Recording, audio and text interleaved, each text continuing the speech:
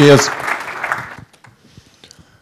Hey guys, I'm a newbie in this as well. I still feel more comfortable being on the other side, being on your side of the table, since I founded so many companies myself. And I most of the time enjoyed the ride. By saying that is actually, I left university actually way before, with 15. That was my third best company ever. That was a DJing company. And I ran some parties in my hometown Hamburg and DJed a lot, probably once or twice a week. I did this for 15 years. And that probably made me, during that time I was not only DJing, I was at university properly as well. Being German, you have the big luxury that you can study, spend time at university until you're 30. So I made use of this, 4 years of study and 4 years of PhD. You can hate me for that, but that was about volatility, option pricing. So I was really educated towards a proper investment banking career. Luckily, I trusted my gut feeling when I left university, and with the DJ experience, and two of my buddies and myself, we thought, well, guys, we are a good team, and let's change another industry. And we decided to go for the media industry. That was in '91. It was actually not a good timing. So we tried all sorts of stuff. Made money by running a promotion events agency. I still remember myself being a promoter in front of the supermarket in Mecklenburg-Vorpommern, which was, as a PhD, not the best of experiences, but okay. I think you get the message.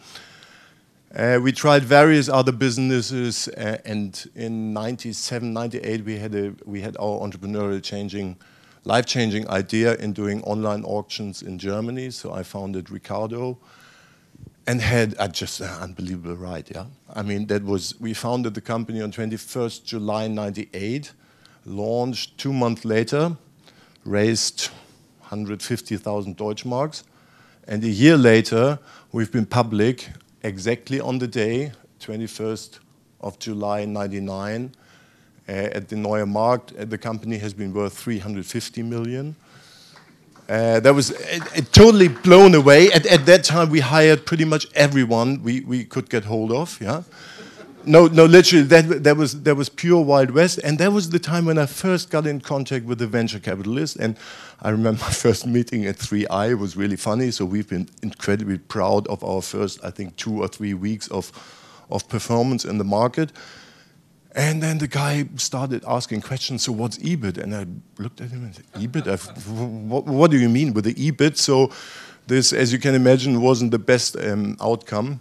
So frankly, initially for us, because it's always important to trade time versus valuation, you know, that's an ongoing game. Having been in option pricing, it's always an intrinsic value, which is in our world the valuation, and there's a time value, which is speed, and I and digital would always go towards speed, at least in the first round. In general, valuation, you know what? It counts in one moment of a lifetime of a founder. One moment, and that's the exit moment. All the other stuff is pure paper, nothing else. Take Ricardo. You just give me a red flag, yeah? Okay. Once 5 minutes are done, yeah. We luckily sold in 2000 to QXL. At that time, the company was worth, I think, 3.5 billion or so. 2.5 years later, we've been proud member of the 99.9% club. That means we not only 99%, no, we made it to 99.9%. You know? I mean, come on, you need to take it. Total company valuation 1.5 million at that time. The company got sold in 2008 for 1.8 billion in cash. So valuation is a really relative thing. After that was great, you know. And the next 10 years, I actually moved to London in 2000. I thought, yeah, there's more in life than Hamburg, my hometown. And at that time, I had stopped being DJ, so I did 2 years, traveled around the world, did pretty much nothing, watched 62 out of the 64 games at 2002 World Cup, Korea, Japan on the TV. That was a lifetime achievement.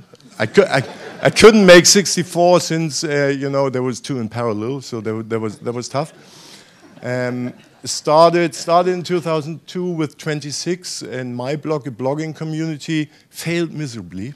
Failed totally, because I've been out of the game for 2 years. That means the internet had changed from push to pull in that period, and I was traveling the world, so I wasn't aware of it. Luckily, came across in 2004 a company called at that time Last.fm. When I've been there 20 seconds. Thank you. When I've been there, I was amazed. 3 founders, 3 guys, techies, working on the roof garden. Sleeping on the roof garden, working during the day, and as a salary, they got £500, and the founder cooked a meal for them every day. So I became first investor and chairman until we exited, unfortunately, this business too early to CBS. We could have created a kick-ass company out of Last.fm. And that's my last thing. What we want to do with passion is really create European digital companies who will not end up being on the sell side, but who will be on the buy side. Because let's face it, we haven't performed that well in Europe so far when it comes to digital. We can create all sorts of global market leaders. In digital, we might have 1 or 2 created. Let's change it. Thank you, guys.